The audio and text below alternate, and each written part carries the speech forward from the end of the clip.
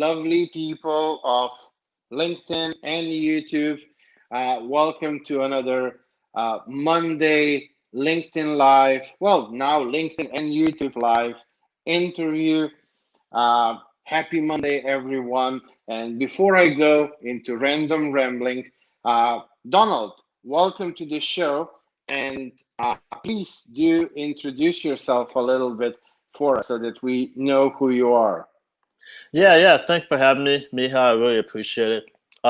So my name's Donald. I've been a entrepreneur for the last about 8-9 years.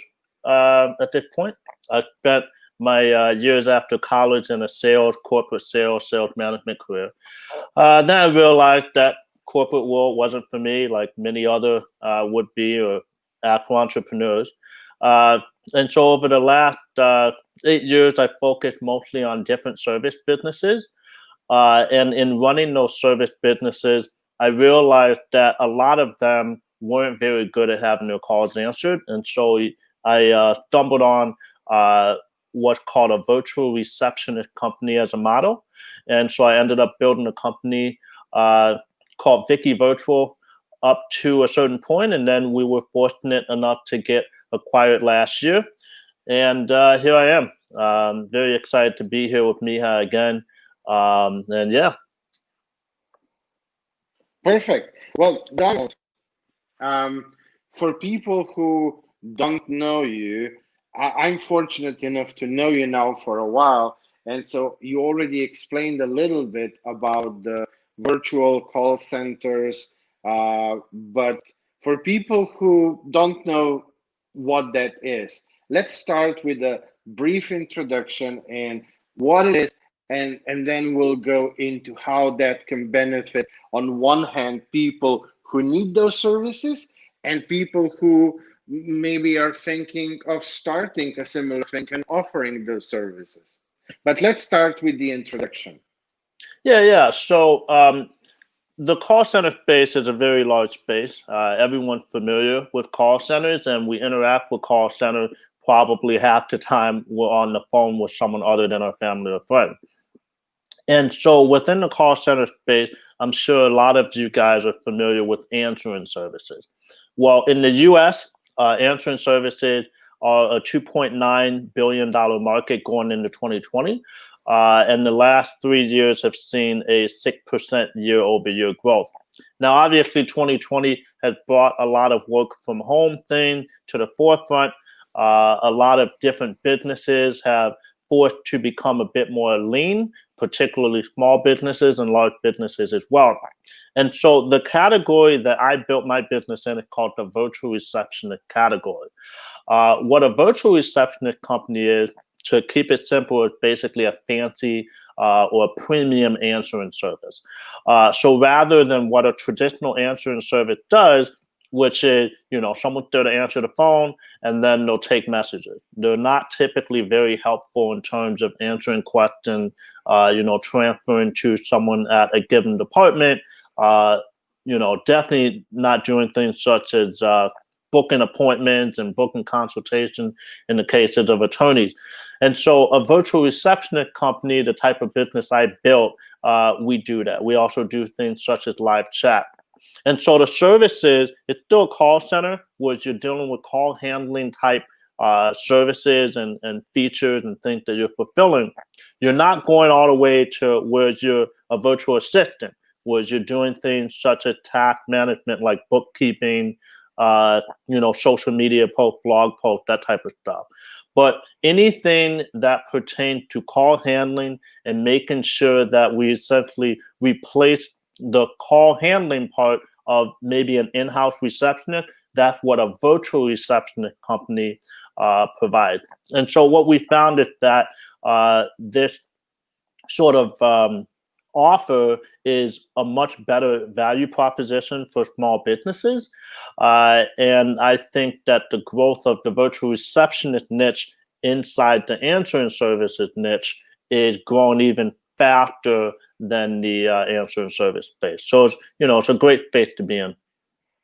Oh, well, that's interesting. I mean, as part of maybe some mentoring and stuff that I do on the side when I try to help, new up and coming entrepreneurs or even people who are just thinking to do something, freelancing, VAing, and so on, I always tell them, you want to be in the premium market and not like what everybody else does. And Mhm. what you did obviously looks as a premium upgrade to what most others are offering, but at a higher level, so solving more problems than your competition. Now, how was that with, you know, finding the right people to work for you, creating good processes? Because, if I just answer a call and I write down a note, I mean, everybody can do that. But, Mhm. if I have to, I don't know, transfer a call, maybe answer a few things, I need to be, not just a average Joe from the street. So how did that look like? How was that impacting your possibility for scaling? Yeah, well, honestly, the beautiful thing is that it's not very difficult to find workers and talent for this type of company. I think in a lot of scenarios, when you're trying to assess what your unique value proposition is in the industry, there's a lot of situations where you have to think about what you're doing different. Now, it is a different to provide a higher quality sort of standard of answering. But what we find in the mature industries and what I've noticed in different industries I've been in, uh, it's that you know how like in the job world, there's certain people at your job that aren't necessarily that good at what they're doing, and people that don't work in that industry or maybe at that company might not realize that some of your coworkers aren't that good at what they're doing. It's the same thing in a certain business industry. So if you've got a bunch of different competitors, some are doing a good job and some inevitably are not. And so what we found as a way to be better is to basically do two things right. One, do what we're saying we're going to do. When we say we're going to provide a certain standard of service, we provide it. And then two, following up in terms of customer service. You'll find that there's a lot of companies, their branding might look good, but they fail on one of those 2 points, either the quality of fulfilling the service or their quality of customer service. So simply doing a good job on those two things allow us to stand out. Now, again, circling back, the service itself, it really is. I mean, how hard is it to find an in-house receptionist? You want someone that's enthusiastic. You want someone that's, willing to do the job and reliable. But none of the individual tasks that the typical receptionist performs, especially, say in a doctor's office or, some type of attorney's office, none of those individual things are that difficult. And so on the virtual receptionist side, it's the same way. We've got a tremendous amount of application because there's so many people that want to do this type of work. And usually working in a call center is very difficult because a lot of call centers, they're going after these large government contracts or some large contract. And so in order for that company to win the contract, you're trying to charge or bid as low as possible. Well, how do you bid as low as possible? You make your payroll costs lower. How do you make your payroll costs lower? You sort of try to max out the efficiency of every single agent. So rather than trying to land like 1 to 10 companies that are paying us like 6 figures a month or 5 figures a month and being beholden to that small group of companies, our typical client is paying us $300 a month. And so we're not beholden to any given client. And so we also run on larger margin. Because we run on larger margin, we don't have to like stretch and pull for every single piece of efficiency and metric out of our agents. And so not only is it not that difficult to find agents to do the job, it's not a very strenuous job for them. Okay, I mean that makes sense, and yes, you are absolutely right. Sometimes being at that premium and working with less people but doing a really quality job can really take you very far. I mean, let's look at Apple. Apple is not for everybody. They're not even trying to compete for everybody. I mean, Right. every year they're just raising prices, but people are crazily buying. And I know that a few years ago I saw a statistic that Apple had roughly about 10% of the market versus Android and Windows and all of those others having about 90. But Apple was making 98% of all the revenue in the whole smartphone Wow. space. Yeah. So with just 10% of the market, but because they know how they do things. So I absolutely agree with your philosophy.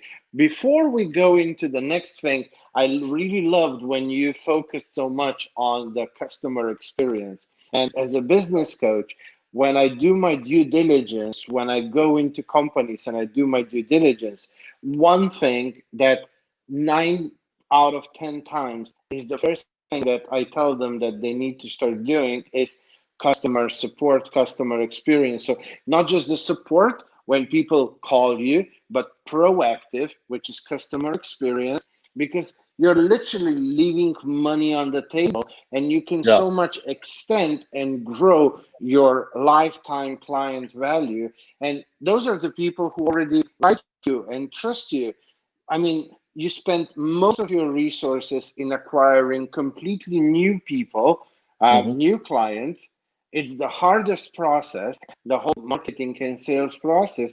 And there they are, your existing clients, and you're not doing the most to get the max out of them. So I just want to, Yeah. like a little bit quick from you, like maybe some examples, what you guys did for customer experience.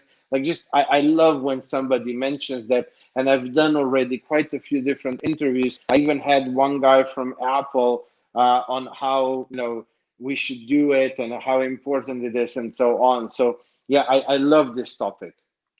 So the beautiful thing, I love that you brought up Apple. Apple did two things right. One, they nailed their marketing branding, and two, they created things that just work. Like I'm sitting on an Apple Mac laptop right now, and it just works. I don't have to have some type of virus stuff installed uh, because Apple runs off of an open source environment, and so when people build applications and stuff for that environment for the Apple OS, it just works. They're not like experimenting with the closed system OS that Windows deals with. So because Apple has an incredible form factor, like the design is great and it just works. There's always in any large mature market, there's always going to be a large cohort or group of people that are willing to pay a bit more for things that just work, right? They don't want to think about what the best bargain. They want to pay for peace of mind and have things work. And so that's the premise of what we're providing in the answering services space, right? Have tried to stay away from trying to win the price war uh, because that's basically finding the most efficient way to get to the bottom of the bill, and it's just not fun. So what one of the things that we did outside of simply existing as a virtual receptionist company, some of our competitors, again, they're providing premium services and they're good, but they had on-premise like office spaces that they were paying for. So the agents had to like go to the office, they're paying for the space, and obviously that's a lot of overhead. In our case, we're providing a virtual service already, and the technology exists for people to telecommute and work virtually. So from day one to this day, we have not had an office. All of our agents always work from home. That allowed us to save money while preserving margin. A second really big thing that we did and still do is that rather than having just any agent at the company that can answer the phone for a given client, right? Say you have like 250 clients, even if they're all not really taking that many calls, every single individual agent in the company might not understand the nuances and all of the different particulars of like 250, 500, 1,000 clients. So what we did was we created groups of agents usually like 5 to 6 agents in a group. And that group of agents would serve, basically 60 to 80 clients.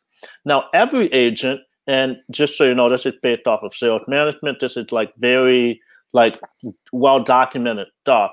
The average sort of salesperson or person can keep pretty detailed knowledge on at least 200 different ongoing professional relationships.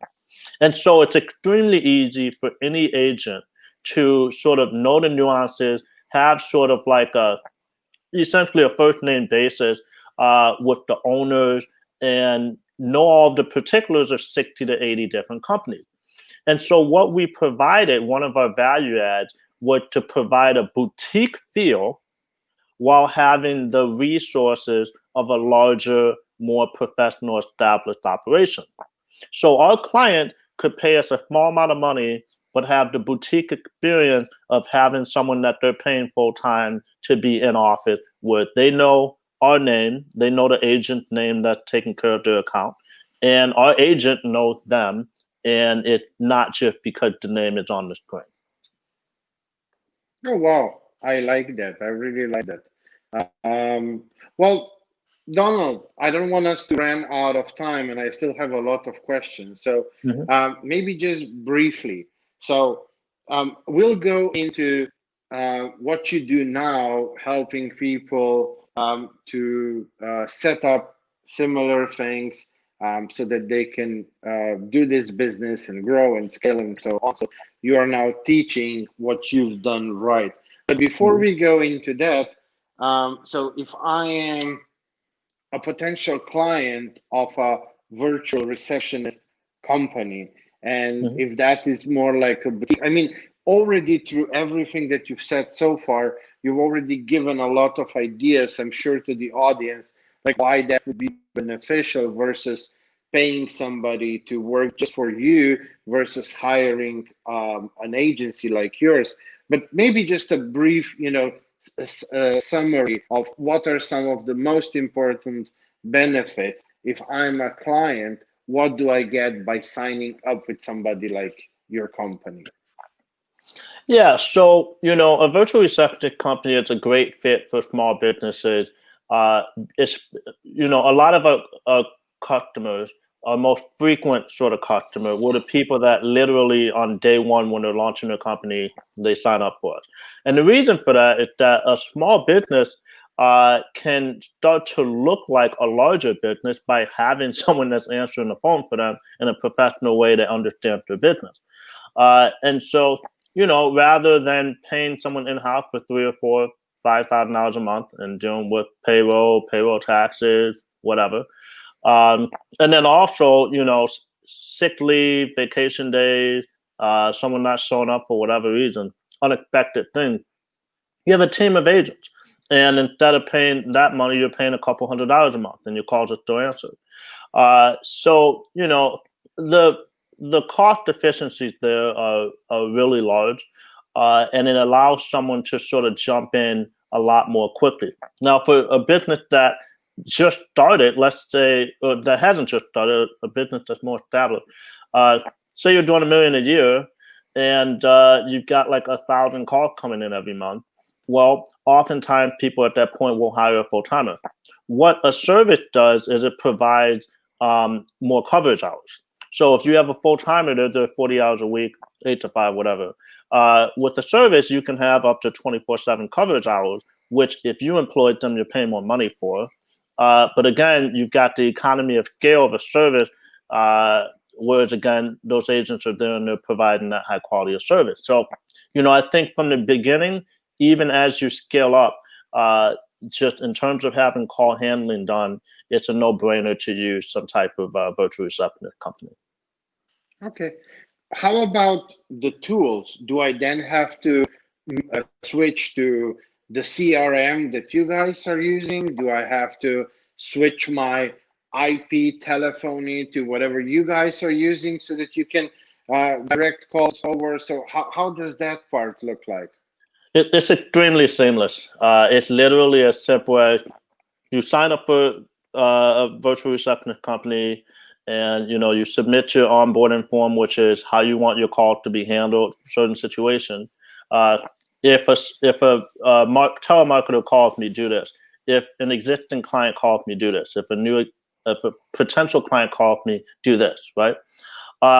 You submit that info, and then once that's collected, you get configured in the system, and all you have to do is whatever your main company phone number is, you forward the call coming into that phone to the system. And so a company, once they configure you, they'll provide you with a forwarding number that's unique and specific to your business. You just forward call to that number, and that's it. And then when you don't want to forward call to that number, you just turn off the forwarding. So it's extremely seamless. It's not invasive. It doesn't make it so that you have to change anything about how you're running your business currently. Okay. Well, now I really want to dive into what you do now. So what are the pluses, the benefits? Like, what do you usually tell people who reach out to you and say, hey, Donald, you did a great job with Vicky Virtual Receptionist. I want to pick your brain. So how does that go? Like, what are some of the things, most important things that our audience should know if they might be thinking about setting up something like that? Yeah. So, so I sold the company. I got acquired in October of 2019. So a little bit over a year ago. And a little bit before I knew I was going to sell the company, again, a lot of people, before this call, most of you probably did not know what a virtual receptionist company was, right? All of you know what an answering service is. And so I started working on a course on, how to start a similar company. I released it in January. It's called Call Center Cash. And it's really good. I mean, it's essentially, there's no other course on this in the world. It's literally the only one in the world on virtual receptionist companies, which is crazy to say. And it's the course that I wish I had when I was starting this. I had no call center experience when I launched on January 1st, 2015. And so we provide the course. We've had about almost 100 students so far. Haven't really run any ads or anything yet. So it's been a real nice, cohesive, small, tight-knit community of people that are helping each other out. And then in addition, if the course isn't enough for someone or they don't want to dive in too much, I have been doing some consulting, individually as well as more professionally. There's been like private equity firms that are trying to figure out how to get to the next plateau or consider an investment in a virtual receptionist company. There's been a bunch of, probably, I think, 14 different call centers that have had me sort of come in and try to help them solve some type of problem. So I've been doing a combination of call center consulting as well as, just being the teacher for Call Center Cast. We have our awesome Facebook group. So it's been a great experience this year in terms of, helping people really like jump on this opportunity and create a business in a fantastic market during the pandemic as well. Well, what is that, barrier to entry? Like if I would want to just start this out fresh now, do I need a big investment? Do I need some very high-techy stuff? Like, what's that starting point looks like? So the nice thing is that in the realm of call centers, it's really not expensive. So, until probably 20 years ago, or maybe like 25 years ago at the most, you had to spend six figures at minimum to open a call center. Nowadays, of course, we have cloud technology. There's a few important components that are required no matter what. One is to have a sort of contact center software. And there's one that I recommend in particular, which is called Five9. Very robust, very well-established product. And actually through the course, they normally have a $3,500 initiation fee. Through my course, which is $1,200, we created, it took me 2.5 months going up to exec VPs with Five9 to figure this out. But we created a way for you to go through an extra optional module in the course. And so the initiation fee with Five9 is completely free. So $3,500 down to zero for that. So you need the call center software regardless. You obviously need a few people to answer the phone. So, whatever you're paying them, say, 10, 12 bucks an hour. Typically, you're starting off with 2 people. And so you've got that payroll. Of course, you need a website. You need a place for people to go to sign up. We use Stripe with something called Jotform, jotform.com, in order to process payments and have people sign up, as well for the onboarding form. And then you need a way to communicate. So you need your email. We use G Suite. We use Slack for our team. And Slack is, for this type of thing, it scales very well, even into the hundreds of agents. And that's it. I mean, the components are really simple. You have to have a marketing plan. You have to sort of, figure out how you're going to approach marketing your business and stuff. But this is a very simple business. There's some things that you figure out as you work the business, but the concept and the putting together of this business is very simple. And so in terms of investment, you're spending a lot of money if you spent $10,000. And if you were to white label, which we set up a white labeling program as well, your investment can be as little as simply putting together a website and getting clients, and then having the white label partner fulfill the services. So in that case, you're not even paying for agents or anything. So investment amount is from like a couple $100 up to say $6,000 or $7,000 if you're really going all in. So it's very, very, very approachable and doable. Okay. Really nice. Really nice. I love what I hear. Donald, if people who are or will be watching this on a replay, I see on LinkedIn and also on YouTube that we get much more views later on next day and in 2 days. So people will be watching this. So if they feel interested, if they want to learn more, what's the best, easiest way to get in touch with you? Should they just add you on LinkedIn and say, hey, Donald, I want to talk to you? Or do you want them to go to a website or to a Facebook group? Or like, what's that best way to get in touch with you? Yeah, so whichever way works best for you. You can add me on LinkedIn, Donald T. Spann. I also created a free 4-day mini course. It's basically you get 1 email a day with 1 video a day. We cover the topics of the components that I sort of went over, but more in detail.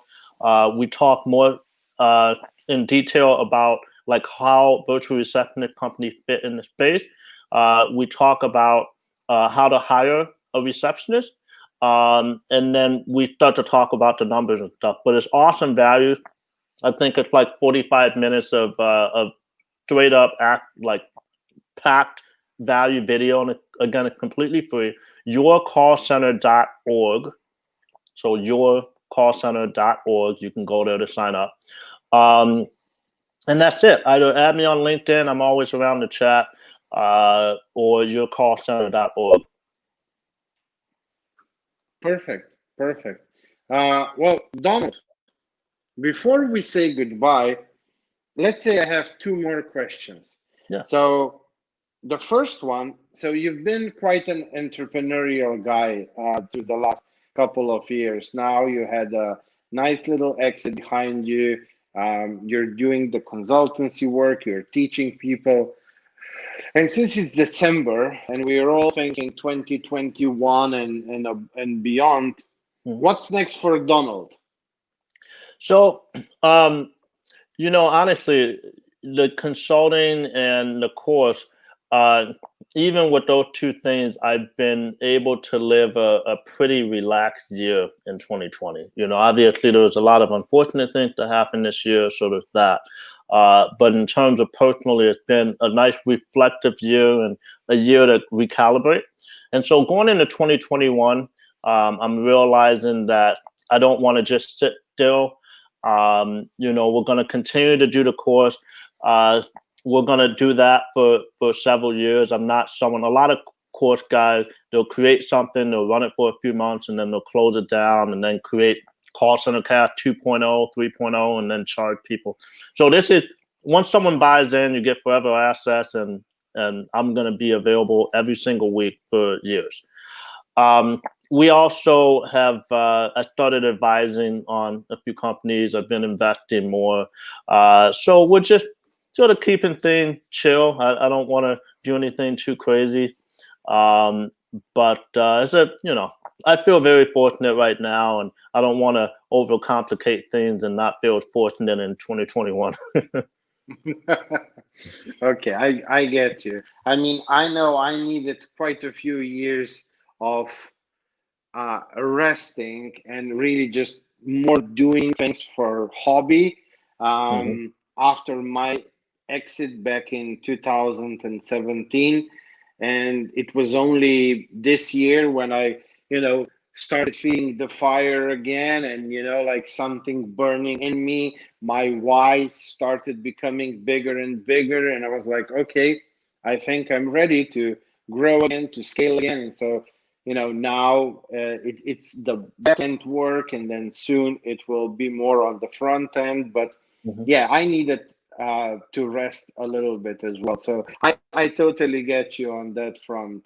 Yeah. Well, Donald, my last question before we say goodbye, really simple. Mhm. What is the last golden nugget of wisdom you want to leave the audience with? And it can be related to, the virtual call receptionist business, or just business in general, or whatever you feel is that last golden nugget of wisdom. I'll give two real quick ones. The first is in the context of a virtual receptionist company. Again, most of you didn't know what it was until I started talking about it. And it represents, honestly, the best value proposition in the call handling for the majority of businesses, which is small businesses in the country. So we are in literally the infancy of what is going to be a giant, and I do mean giant space. Uh, Giant. There's less than 100 virtual receptionist companies right now, and there's going to be thousands in the next 10 years. So great opportunity right now. Doesn't get any better. In general, I think there's a lot of people that are looking for something to do to either maybe start their first business or transition from a business into another one. Uh, and I think that the one sort of advice that I usually impart is to keep it simple. Um, Having a company in general for those entrepreneurs is not a magical bridge that you have to cross. It's really as simple as deciding on something and taking one step at a time. And then when you add up each one of those individual, not very difficult steps, suddenly you'll have a company. Uh, you know, get a website, do some blog posts, start marketing, you have a company. So try to demystify as best as you can the difference between not having a company and then being an entrepreneur. If you can simplify things as best as possible, you'll be in a much better situation to have the confidence to just take action and get it done. Yeah, I agree. Most of the time, when companies hire me, we are not adding, we are removing, we are simplifying. Mm. Of course, we first do the measuring so that we have the KPIs and that we see what's the 20 that really does the 80, and let's drop the 80 that really just do the 20, and then grow that and grow those 20 to get even higher. But yeah, most of the time we are removing, trimming the fat down. So yeah, I really like it. Simplify, simplify, simplify. Yeah. Donald, it was absolutely lovely having you as my guest. It Thank was you. nice to get this perspective, and for my audience to see an opportunity that maybe they haven't been thinking about yet. So thank you for that. But yeah, in general, I really love you, and I appreciate you for who you are and everything that you do. We've been connected for a few years now, and Yeah. yeah, I really like what you do, and I love you as a person. So I wish you all the best. I wish you a good New Year's celebration. I think we can already start saying that. I wish you happy holidays. And of course, I wish you all the best in the decade that's coming. Yeah, thanks a lot, Miha. It's always a pleasure to talk to you. And, everything you've said, I want to throw it back at you. You've been a great inspiration.